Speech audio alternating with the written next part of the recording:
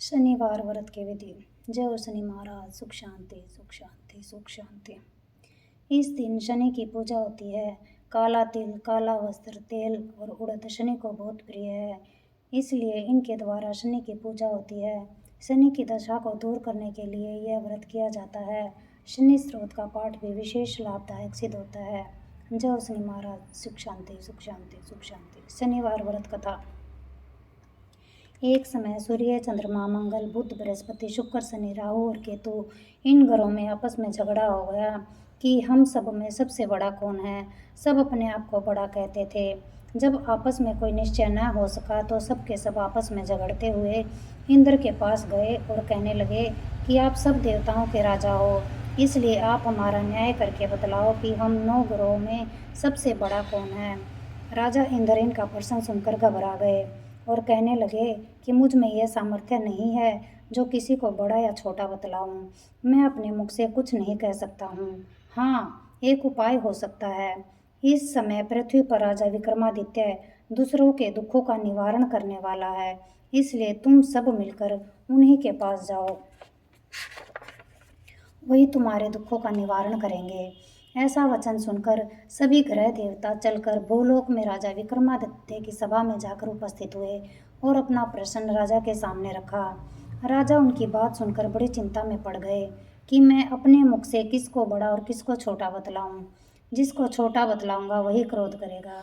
परंतु उनका झगड़ा निपटाने के लिए एक उपाय सोचा कि सोना, चांदी, कांसा, पीतल, शीशा, रांगा, जस्ता, अभ्रक और लोहा 9 धातुओं के 9 आसन बनवाए। सब आसनों को क्रम से जैसे सोना सबसे पहले और लोहा सबसे पीछे बिछाए गए। इसके पश्चात राजा ने सब ग्रहों से कहा कि आप सब अपने सिंहासनों पर बैठिए। जिसका आसन सबसे आगे वह सबसे बड़ा और जिसका आसन सबसे पीछे वह सबसे छोटा जानिए, क्योंकि लोहा सबसे पीछे था और वह शनिदेव का आसन था। इसलिए शनिदेव ने समझ लिया कि राजा ने मुझको सबसे छोटा बना दिया है। इस पर शनि को बड़ा क्रोध आया और कहा कि राजा, तू मेरे पराक्रम को नहीं जानता। सूर्य एक राशि पर 1 महीना, चंद्रमा 2.25 महीना 2 दिन, मंगल 1.5 महीना, बृहस्पति 13 महीने, बुध और शुक्र 1 महीने, परंतु मैं एक राशि पर 2.5 अथवा 2.5-7.5 साल तक रहता हूँ। बड़े बड़े देवताओं को भी मैंने भीषण दुख दिया है।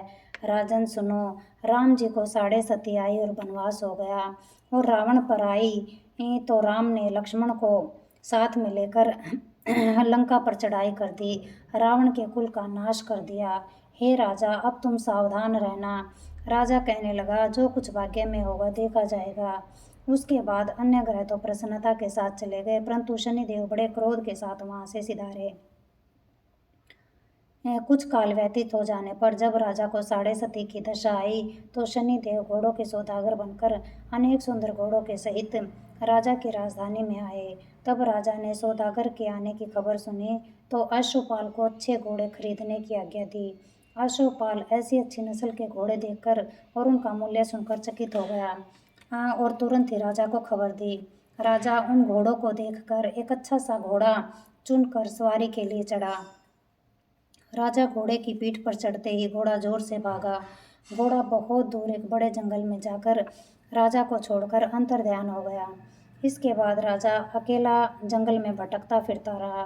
कुछ देर के पश्चात राजा ने भूख और प्यास से दुखी होकर भटकते भटकते एक ग्वाले को देखा। ग्वाले ने राजा को प्यास से व्याकुल देखकर पानी पिलाया। राजा की उंगली में एक अंगूठी थी, वह उसे निकालकर प्रसन्नता के साथ ग्वाले को दे दी और शहर की ओर चल दिया। राजा शहर में पहुंचकर एक सेठ की दुकान पर जाकर बैठ गया और अपने आप को उज्जैन का रहने वाला तथा अपना नाम विका बतलाया। सेठ ने उसको कुलीन मनुष्य समझकर जल आदि पिलाया। भाग्यवश उस दिन सेठ की दुकान पर बिक्री बहुत अधिक हुई। तब सेठ उसको भाग्यवान पुरुष समझकर भोजन कराने के लिए अपने साथ ले गया। भोजन करते समय राजा ने आश्चर्य की बात देखी कि खूंटी पर हार लटक रहा है और वह खूंटी उस हार को निगल रही है। भोजन के पश्चात कमरे में आने पर जब सेठ को कमरे में हार न मिला तो सबने यही निश्चय किया कि सिवाय विका के और कोई इस कमरे में नहीं आया, अतः अवश्य ही उसी ने हार चोरी किया है। परंतु वीका ने हार लेने से मना कर दिया। इस पर 5-7 आदमी इकट्ठे होकर उसको फौजदार के पास लाए। फौजदार ने उसको राजा के सामने उपस्थित कर दिया और कहा कि ये आदमी तो भला प्रतीत होता है, चोर मालूम नहीं होता, परंतु सेठ का कहना है कि इसके सिवाय और कोई घर में आया ही नहीं, अवश्य ही इसी ने चोरी की है। तब राजा ने आज्ञा दी कि इसके हाथ पैर काट कर चौरंगिया किया जाए। राजा की आज्ञा का तुरंत पालन किया गया और वीका के हाथ पैर काट दिए गए। इस प्रकार कुछ काल व्यतीत होने पर एक तेली उसको अपने घर ले गया और कोलू पर उसको बिठा दिया। वीका उस पर बैठा हुआ जबान से बैल हाँकता रहा। शनि की दशा समाप्त हो गई और एक रात को वर्षा ऋतु के समय वह मल्हार राग गाने लगा। उसका गाना सुनकर उस शहर के राजा की कन्या उस राग पर मोहित हो गई और दासी को खबर लाने को भेजा कि शहर में कौन गा रहा है। दासी सारे शहर में फिरती फिरती क्या देखती है कि तेली के घर में चौरंगिया राग गा रहा है। दासी ने महल में आकर राजकुमारी को सब वृत्तांत सुना दिया। बस उसी क्षण राजकुमारी ने अपने मन में यह प्रण कर लिया कि चाहे कुछ हो, मैंने इस चौरंगिया के साथ विवाह करना है। प्रातःकाल होते ही जब दासी ने राजकुमारी को जगाना चाहा तो राजकुमारी अनशन व्रत लेकर पड़ी रही। तब दासी ने रानी के पास जाकर राजकुमारी के न उठने का वृत्तांत कहा। रानी ने तुरंत ही वहां पर आकर राजकुमारी को जगाया और उसके दुख का कारण पूछा। तो राजकुमारी ने कहा कि माताजी, मैंने यह प्रण कर लिया है कि तेली के घर में जो चौरंगिया है उसी के साथ विवाह करूंगी। माता ने कहा, पगली, ये क्या बात कह रही है? तुझको किसी देश के राजा के साथ परणाया जाएगा। कन्या कहने लगी कि माताजी, मैं अपना प्रण कभी नहीं तोड़ूंगी। माता ने चिंतित होकर यह बात राजा को बताई। तब महाराज ने भी आकर यह समझाया कि मैं अभी देश देशांतर में अपने दूत भेजकर सुयोग्य, रूपवान एवं बड़े से बड़े गुणी राजकुमार के साथ तुम्हारा विवाह करूंगा। ऐसी बात तुमको कभी भी नहीं विचारनी चाहिए। कन्या ने कहा, पिताजी, मैं अपने प्राण त्याग दूंगी पर दूसरे से विवाह नहीं करूंगी। इतना सुनकर राजा ने क्रोध में कहा कि तेरे भाग्य में ऐसा ही लिखा है, तो जैसी तेरी इच्छा हो वैसा ही कर। राजा ने तेली को बुलाकर कहा कि तेरे घर में जो चौरंगिया है उसके साथ मैं अपनी कन्या का विवाह कराना चाहता हूँ। तेली ने कहा कि यह कैसे हो सकता है? कहाँ आप हमारे राजा और कहाँ मैं एक नीच तेली। परंतु राजा ने कहा कि भाग्य के लिखे को कोई नहीं टाल सकता, अपने घर जाकर विवाह की तैयारी करो। राजा ने उसी समय तोरण और वंदनवार लगवाकर अपनी राजकुमारी का विवाह चौरंगिया विक्रमादित्य के साथ कर दिया। रात्रि को जब विक्रमादित्य और राजकुमारी महल में सोए तो आधी रात के समय शनिदेव ने विक्रमादित्य को सौंपन दिया कि राजा कहो, मुझको छोटा बतलाकर तुमने कितना दुख उठाया। राजा ने क्षमा मांगी। शनिदेव ने प्रसन्न होकर विक्रमादित्य को हाथ पैर दिए।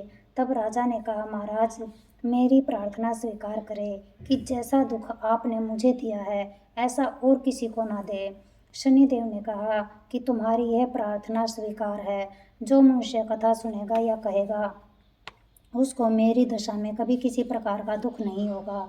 जो नित्य ही मेरा ध्यान करेगा या चींटियों को आटा डालेगा उसके सभी मनोरथ पूर्ण होंगे। इतना कहकर शनिदेव अपने धाम को चले गए। राजकुमारी की आँख खुली और उसने राजा के हाथ पांव देखे तो आश्चर्य को प्राप्त हुई। उसको देखकर राजा ने अपना समस्त हाल कहा कि मैं उज्जैन का राजा विक्रमादित्य हूँ। यह सब बात सुनकर राजकुमारी अत्यंत प्रसन्न हुई। प्रातःकाल राजकुमारी से उसकी सखियों ने पूछा तो उसने अपने पति का समस्त वृत्तांत कह सुनाया। तब सब ने प्रसन्नता प्रकट की और कहा कि ईश्वर ने आपकी मनोकामना पूर्ण कर दी। जब उस सेठ ने यह सुना तो वह विक्रमादित्य के पास आया और राजा विक्रमादित्य के पैरों पर गिरकर क्षमा मांगने लगा कि आप पर मैंने चोरी का झूठा दोष लगाया, अतः आप मुझको जो चाहे दंड दे। राजा ने कहा, मुझ पर शनिदेव का कोप था, इसी कारण यह सब दुख मुझको प्राप्त हुआ। इसमें तुम्हारा कोई दोष नहीं, तुम अपने घर जाकर अपना कार्य करो। सेठ बोला कि मुझे तभी शांति होगी जब आप मेरे घर चलकर प्रीतिपूर्वक भोजन करेंगे। राजा ने कहा कि जैसी आपकी मर्जी हो वैसा ही करे। सेठ ने अपने घर जाकर अनेक प्रकार के सुंदर भोजन बनवाए और राजा विक्रमादित्य को प्रतिभोज दिया। जिस समय राजा भोजन कर रहे थे, एक अत्यंत आश्चर्य की बात सबको दिखाई दी कि जो खूंटी पहले हार निगल गई थी, अब वह खूंटी हार उगल रही है। जब भोजन समाप्त हो गया तो सेठ ने हाथ जोड़कर बहुत सी मोहरें राजा को भेंट की और कहा कि मेरे श्री कंवर नामक एक कन्या है, उसका पाणी ग्रहण आप करें। इसके बाद सेठ ने अपनी कन्या का विवाह राजा के साथ कर दिया और बहुत सा दान दहेज आदि दिया। इस प्रकार कुछ दिनों तक वहां निवास करने के पश्चात विक्रमादित्य ने शहर के राजा से कहा कि अब मेरी उज्जैन जाने की इच्छा है। फिर कुछ दिन के बाद विदा लेकर राजकुमारी मनभावनी, सेठ की कन्या श्री गौरी तथा दोनों जगह के दहेज में प्राप्त अनेक दास दासी, रथ और पालकियों सहित विक्रमादित्य उज्जैन की तरफ चले। जब शहर के निकट पहुंचे और पूर्ववासियों ने राजा के आने का संवाद सुना, तो समस्त उज्जैन की प्रजा अगवानी के लिए आई। तब बड़ी प्रसन्नता से राजा अपने महल में पधारे। सारे शहर में बड़ा भारी महोत्सव मनाया गया और रात्रि को दीपमाला की गई। दूसरे दिन राजा ने शहर में यह सूचना कराई कि शनिश्चर देवता सब घरों में सर्वोपरि हैं। मैंने इनको छोटा बतलाया, इसी से मुझको यह दुख प्राप्त हुआ। इस कारण सारे शहर में सदा शनिश्चर की पूजा और कथा होने लगी। राजा और प्रजा अनेक प्रकार के सुख भोगती रही। जो कोई शनिश्चर की इस कथा को पढ़ता या सुनता है, शनिदेव की कृपा से सब दुख दूर हो जाते हैं। शनिवार की कथा को व्रत के दिन अवश्य पढ़ना चाहिए। ओम शांति शांति शांति। ओम। शनिदेव जी की आरती। आरती कीजिए नरसिंह कुंवर की, वेद विमल यश गाऊं मेरे प्रभु जी। आरती कीजिए नरसिंह कुंवर की, वेद विमल यश गाऊं मेरे प्रभु जी। पहली आरती प्रहलाद उबारे, हिरणाकुश नख उदर विदारे। आरती कीजिए नरसिंह कुंवर की, वेद विमल यश गाऊं मेरे प्रभु जी। दूसरी आरती वामन सेवा, बलि के द्वार पधारे हरिदेवा। आरती कीजिए नरसिंह कुंवर की, वेद विमल यश गाऊं मेरे प्रभु जी। तीसरी आरती ब्रह्म पधारे, सहस बाहु की भुजा उखारे। आरती कीजिए नरसिंह कुंवर की, वेद विमल यश गाऊं मेरे प्रभु जी।